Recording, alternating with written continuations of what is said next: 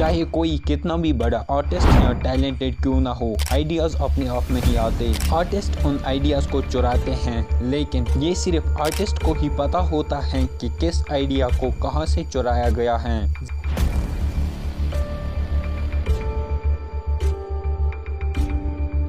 रवि को ड्राइंग का बहुत शौक था। छोटी सी उम्र से उसने ड्राइंग करना स्टार्ट किया, लेकिन रवि एक चीज समझ नहीं पा रहा था। हर बार जब वो कुछ नया बनाने बैठता तो उसके दिमाग में एक ही सवाल आता, आखिर मुझे नए आइडियाज़ क्यों नहीं मिल रहे, जबकि जो बाकी आर्टिस्ट हैं उनके दिमाग में नए नए आइडियाज़ कहां से आते हैं। देखो, रवि की तरह हम सबको यही लगता है एक आर्टिस्ट वही होता है जो नए नए आइडियाज़ लेके आए, लेकिन ये सच नहीं है। सच ये है कि आइडियाज़ अपने आप नहीं आते। हर आर्टिस्ट किसी न किसी सोर्स से इंस्पिरेशन लेता है, फिर चाहे वो एक बिजनेसमैन हो, एक प्लेयर हो या एक शेफ जो नए नए डिशेस बनाता है, वो भी आइडियाज़ को यहाँ वहाँ से उठाता है। एक तड़का इधर से, एक फ्लेवर उधर से, और अपने अंदाज में डालकर एक नई डिश बनाता है।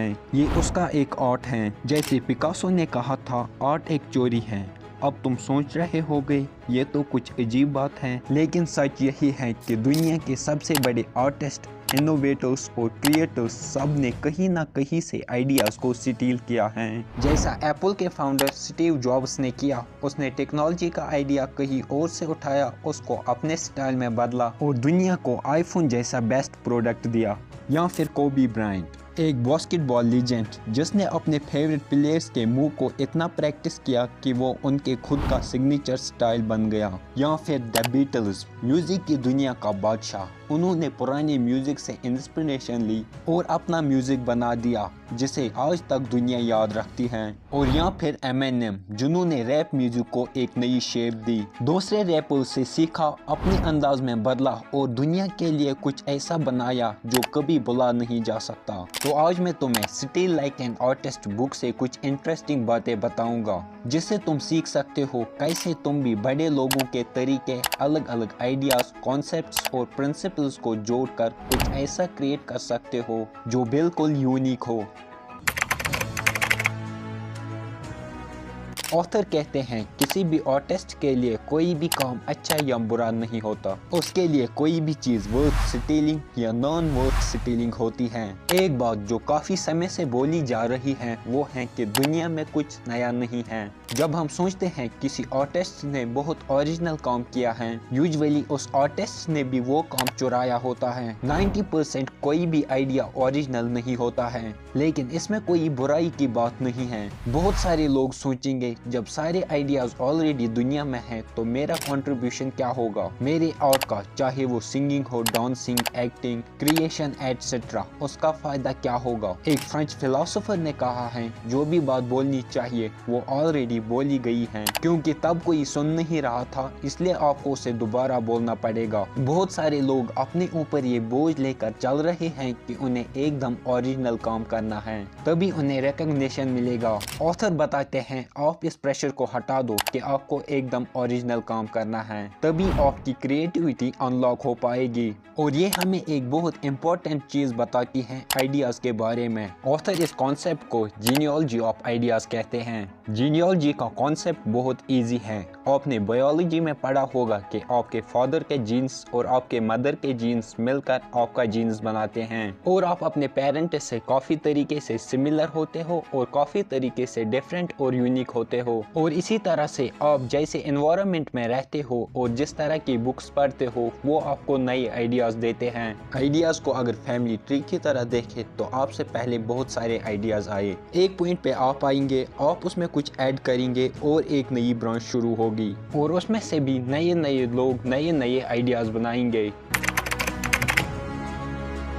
क्या तुम्हें लगता है कुछ भी चीज बिल्कुल ओरिजिनल होती है? चलो तुम्हें एक सीक्रेट बताता हूँ, कुछ भी असली नहीं होता है। मैं भी कोई ओरिजिनल थिंकर नहीं हूँ, मैं एक सिंथेसाइजर हूँ जो अलग अलग आइडियाज को कनेक्ट करके थोड़ा ट्विस्ट देता हूँ और फिर तुम्हारे सामने कुछ नया पेश करता हूँ। स्टीव जॉब्स ने एक बार अपने स्पीच में कहा था, good artist copy but great artist steel. अब जरा सोचो उन्होंने ऐसा क्यों कहा था। मतलब ये है कि आम लोग चीजों को बस इमिटेट करके के कॉपी करने की कोशिश करते हैं, लेकिन जो बड़े आर्टिस्ट होते हैं वो उस चीज को डीपली स्टडी करते हैं और फिर उसे कुछ इस तरह से बदलते हैं कि उस चीज पर उनकी अपनी पहचान नजर आती है। बहुत लोगों के लिए क्रिएटिविटी एक मिस्ट्री जैसी है। इन्हें लगता है कि क्रिएटिव लोगों के दिमाग में आइडियाज अचानक से आ जाते हैं और वो तुरंत कुछ माइंड ब्लोइंग क्रिएट करने लगते हैं, पर असल में ऐसा नहीं होता। चाहे कोई कितना भी बड़ा आर्टिस्ट या टैलेंटेड क्यों ना हो, आइडियाज अपने आप नहीं आते। आर्टिस्ट उन आइडियाज को चुराते हैं, लेकिन ये सिर्फ आर्टिस्ट को ही पता होता है कि किस आइडिया को कहां से चुराया गया है। जिम्बाब्वे में आर्किटेक्चर मिक पियर्स ने एक बिल्डिंग बनाई थी जिसका नाम था ईस्ट गेट सेंटर। ये बिल्डिंग बिना एसी के भी ठंडी रहती है और ये आइडिया उसने टर्माइट मॉन्ट्स से चुराया था, क्योंकि टर्माइट्स अपने घरों को कूल रखने के लिए एक नेचुरल वेंटिलेशन सिस्टम का यूज करते हैं। 1989 में जापान में लोगों ने बुलेट ट्रेन की कंप्लेन की थी। जब ट्रेन टनल से निकलती थी तो एक लाउड साउंड होता था। वो साउंड प्रेशर वेव्स की वजह से होता था। फिर इंजीनियर्स ने ट्रेन के हेड का डिजाइन चेंज किया और वो साउंड बंद हो गया। लोगों को लगा ये डिजाइन वर्ल्ड क्लास है, लेकिन ये डिजाइन किंगफिशर बर्ड की बीक से चुराया गया था, क्योंकि किंगफिशर जब पानी में घुसता है तो वो बिल्कुल स्प्लैश नहीं करता। इसी आइडिया को उन्होंने बुलेट ट्रेन के लिए अप्लाई किया। और एंटी डस्ट कॉन्सेप्ट भी कोई नया कॉन्सेप्ट नहीं है। ये लोटस लीफ के सरफेस से चुराया गया है, जिसमें पानी के ड्रॉप को सीधा स्लाइड कराया जाता है बिना डस्ट को चिपकाए। बड़े मूवी डायरेक्टर भी मैथोलॉजी और पुरानी किताबों से आइडिया चुराते हैं, थोड़ा ट्विस्ट देकर नए तरीके से पेश करते हैं। जैसे कि हैरी पॉटर या टाइटैनिक की कहानी, इनके पीछे कहीं ना कहीं मैथोलॉजिकल इन्फ्लुएंस होता है। सच तो यही है, दुनिया में 90% आइडियाज कहीं ना कहीं से इंस्पायर्ड होते हैं। मतलब जो चीज तुम ओरिजिनल समझते हो वो एक्चुअली किसी पुरानी चीज का रिमिक्स होता है। इंस्पिरेशन कहीं ना कहीं से जरूर आती है, दुनिया के किसी कोने से। कुछ भी बिल्कुल कम्प्लीटली ओरिजिनल नहीं होता। जैसे किसी ने सही कहा था, everybody was inspired by somebody, nothing is original, everything is remix. Steve jobs ने कहा था, ग्रेट आर्टिस्ट स्टील। ये बात सच है। तुम्हारे फेवरेट हीरोज भी यही करते हैं।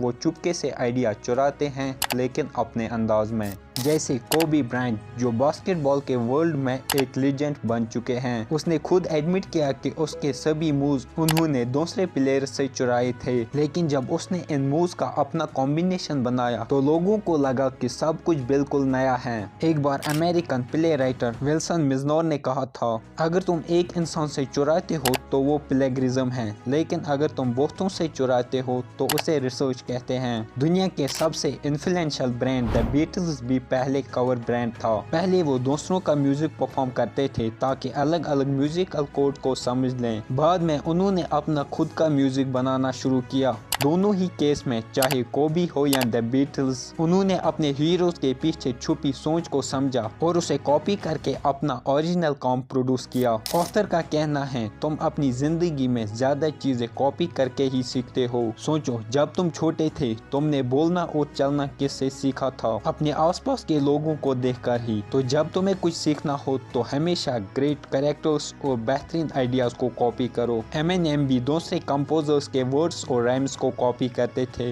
लेकिन उसे अपने स्टाइल में प्रेजेंट करता था। इस प्रोसेस ने उसे एक वर्ल्ड क्लास रैपर बनाया। असल में आर्टिस्ट दूसरों के काम को बड़े ही सिलेक्टिवली कॉपी करते हैं। वो बहुत सोच समझ के डिसाइड करते हैं कि क्या कॉपी करना है और क्या नहीं। जब तुम्हें कुछ कॉपी करना हो तो क्रेडिबल सोर्स से करो। अपने मल्टीपल हीरो से आइडियाज लो जो तुम्हें इंस्पायर करते हैं, लेकिन सिर्फ उनके काम को मत देखो, उनके काम के पीछे छुपी हुई सोच को समझो। ये जरूरी नहीं है कि तुम्हें अपने हीरोज की तरह दिखना है, लेकिन तुम्हें दुनिया को उनके नजर से देखना जरूरी है। अगर तुम सिर्फ ऊपर ऊपर से कॉपी करोगे तो लोग तुम्हें डुप्लीकेट बोलेंगे, लेकिन अगर तुम गहराई से सीखोगे तो लोग तुम्हें ओरिजिनल मानेंगे और इसी प्रोसेस से तुम्हारा यूनिक स्टाइल डेवलप होगा। जैसे कोबी ब्रायंट और द बीटल्स ने किया, तुम भी अपना असली स्टाइल पा सकते हो। ये थे 3 लेसन्स जो मैंने आपको still like an artist book से बताए। तो आपको ये बुक समरी कैसी लगी हमें कमेंट करके ज़रूर बताइए, और ऐसी नॉलेजेबल वीडियोस देखने के लिए हमारी चैनल को सब्सक्राइब करें। Thank you.